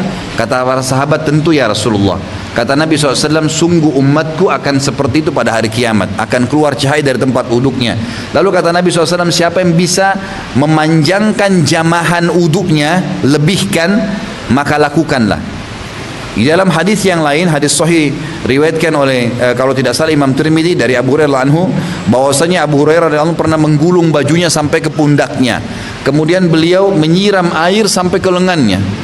Seorang tabi'in bertanya, wahai Abu Hurairah, apa yang anda lakukan nih? Kok sampai lebih seperti ini? Kata Abu Hurairah anhu, saya mendengar Nabi SAW bersabda, ya, bahwasanya perhiasan seorang mukmin di surga akan memenuhi anggota tubuhnya yang tersentuh air wuduknya. maka disuruh lebihkan, gitu kan. Ini telapak tangan batas minimal dilebihkan, gitu kan. Boleh berwudu pada saat kita lagi mandi, gitu kan. Termasuk kalau tidak menggunakan pakaian, asal jangan di tempat umum, gitu. Jadi di kamar mandi sendiri boleh, nggak ada masalah. Karena pernah ada yang tanya begitu, Ustaz boleh nggak saya wudu sementara saya mandi tidak pakai baju? Ya kalau kamar mandi tertutup kenapa tidak? Gitu. Boleh, gitu. Baik, ini batas minimal dilebihkan, ya kan. Kemudian setelah ini dilakukan 3 kali, kita berkumur-kumur namanya madmadah, dan mencuci hidung namanya istinsyak. Caranya diambil genggaman tangan seperti ini, kemudian setengahnya dimasukkan ke mulut, lalu berkumur-kumur. Ulama sepakat mengatakan kumur-kumurnya harus maksimal, karena ini akan menggugurkan dosa. Jadi kumur-kumur yang maksimal. Kemudian sisa yang setengah dihirup di hidung, kemudian dibuang dengan tangan kiri. Setelah dibuang yang dari hidung, baru yang dari mulut dibuang. Ini 1 kali. Ambil lagi, dimasukkan ke mulut, kumur-kumur, dihirup yang sisanya, dibuang lagi dengan tangan kiri, baru dibuang yang dari mulut. Sampai 3 kali. Dalam mazhab Malikiyah, dianjurkan untuk memasukkan jari telunjuk di gusi bagian depan, supaya menghilangkan lendirnya dan akhirnya bersih dari bawah mulut. Selanjutnya, ini juga perlu kita ketahui, Nabi Muhammad SAW mengatakan balik fil istinsyak illa antakunu sa'ima. Jadi usahakan pada saat masukkan air di hidung, kuatkan, dihirup dan buang dengan kuat, gitu kan. Kecuali kalian sedang berpuasa. Jadi nggak usah takut ada masalah, karena memang itu akan membersihkan hidung, ya.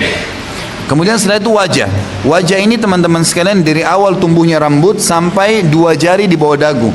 Caranya adalah diambil air dengan telapak tangan, kemudian diletakkan di wajah, jadi diputar.